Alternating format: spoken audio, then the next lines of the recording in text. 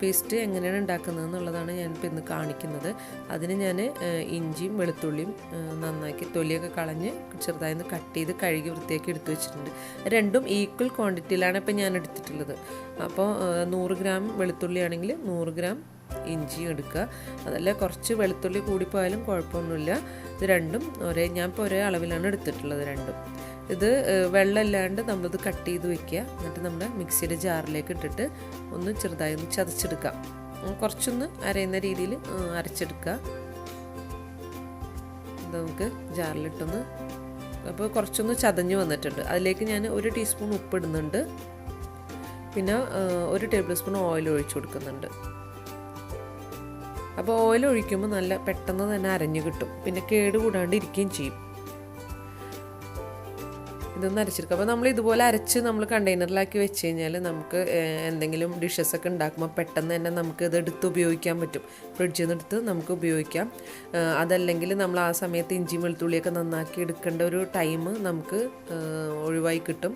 ഇതുപോലെ പേസ്റ്റാക്കി വെച്ച് കഴിഞ്ഞാൽ അതിലേക്ക് കുറച്ചൊന്നും കൂടി അരയാനുണ്ട്. അപ്പോൾ ഞാൻ അതിലേക്കൊരു 1.5 ടേബിൾ സ്പൂൺ ഓയിലും കൂടി ഒഴിച്ചു കൊടുക്കുന്നുണ്ട്. ഞാനിപ്പോൾ വെജിറ്റബിൾ ഓയിലാണ് യൂസ് ചെയ്തിട്ടുള്ളത്. നിങ്ങൾക്ക് ഏത് ഓയിൽ വേണമെങ്കിലും യൂസ് ചെയ്യാം. ഓലിവ് ഓയിലോ സൺഫ്ലവർ ഓയിലോ ഏത് ഓയിൽ വേണമെങ്കിലും യൂസ് ചെയ്യാം. ഒന്നുകൂടി ഒന്ന് അരച്ചെടുക്കുന്നുണ്ട്. ഇപ്പോൾ നല്ല പേസ്റ്റായിട്ട് അരഞ്ഞിട്ടുണ്ട്. ഇപ്പോൾ നല്ല തിക്കായിട്ട് പേസ്റ്റ് രൂപത്തിൽ തന്നെ അരഞ്ഞിട്ടുണ്ട്. അപ്പോൾ ഇതേ കളറിൽ തന്നെ നമ്മളിങ്ങനെ കേടുകൂടാതെ ഫ്രിഡ്ജിൽ നമുക്ക് സൂക്ഷിക്കാൻ പറ്റും. കണ്ട നല്ല തിക്കായിട്ട് വന്നിട്ടുണ്ട്. ഇതിങ്ങനെ അരച്ച് വെച്ച് കഴിഞ്ഞാൽ അപ്പോൾ നമുക്ക് ഒഴിവുള്ള സമയത്തൊക്കെ ഇതുപോലെ നന്നാക്കി എടുത്ത് അരച്ച് വെച്ച് കഴിഞ്ഞാൽ നമുക്ക് എന്തെങ്കിലുമൊക്കെ ഉണ്ടാക്കുമ്പോൾ പെട്ടെന്ന് തന്നെ നമുക്കെടുത്ത് യൂസ് ചെയ്യാൻ പറ്റും. ഞാനൊരു ഗ്ലാസ് കണ്ടെയ്നറിലാണ് എടുത്ത് വയ്ക്കുന്നത്. അപ്പോൾ നമ്മളെപ്പോഴും ഇത് സ്റ്റോർ ചെയ്യുമ്പോൾ ഗ്ലാസ് കണ്ടെയ്നർ ഉണ്ടെങ്കിൽ അതിൽ തന്നെ എടുത്ത് വയ്ക്കുക. അപ്പോൾ നമ്മൾ സ്റ്റോർ ചെയ്ത് വെക്കുന്നതല്ലേ, അപ്പോൾ അതുകൊണ്ട് തന്നെ ഗ്ലാസ് കണ്ടെയ്നറിൽ വെക്കുന്നതാണ് നല്ലത് പ്ലാസ്റ്റിക്കിനേക്കാളും. ഇതുപോലെ നമുക്ക് അരച്ച് എടുത്ത് വയ്ക്കാം. അപ്പോൾ ഒരുവിധം എല്ലാവരും ചെയ്യുന്നതായിരിക്കാം. അപ്പോൾ ചെയ്യാത്തവർക്ക് വേണ്ടിയിട്ടാണ് ഇപ്പോൾ ഞാനിത് കാണിക്കുന്നത്.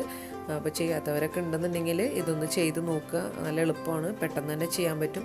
പിന്നെ എൻ്റെ ചാനൽ സബ്സ്ക്രൈബ് ചെയ്യാത്തവർ സബ്സ്ക്രൈബ് ചെയ്യുക, ലൈക്ക് ചെയ്യുക, കമൻറ്റ് ചെയ്യുക, ഷെയർ ചെയ്യുക.